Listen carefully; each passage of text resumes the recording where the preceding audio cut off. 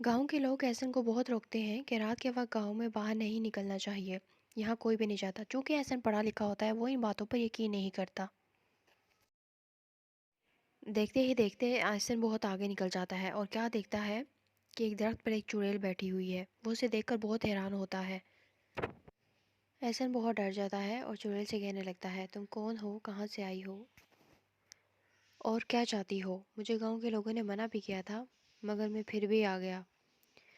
पर मुझे छोड़ दो, मैंने कुछ नहीं किया, मैं तो यहाँ रहता भी नहीं, सिर्फ छुट्टियों में यहाँ गाँव आया हूँ। मैं तो तफरीह के लिए बाहर निकला था। मुझे गाँव बहुत अच्छा लगा था, मैंने सोचा थोड़ा घूम फिर लूँ। मगर मुझे क्या पता कि यहाँ तो चुड़ैलों का बसेरा है। हा हा हा। तुझे नहीं पता था यहाँ कौन रहता है? तुझे गाँव के लोगों ने मना भी किया था, फिर भी तू आया। तो ले, अब तुझे इसकी सज़ा मिलेगी। और ये कहते ही चुड़ैल लहसुन को मार देती है और घसीट कर ले जाती है। अब चुड़ैल अपने दोस्तों के साथ मिलकर इसको खाएगी। अगर लहसुन उस वक्त अपने बड़ों की बात मान लेता तो उसे अपनी जान से हाथ नहीं धोना पड़ता।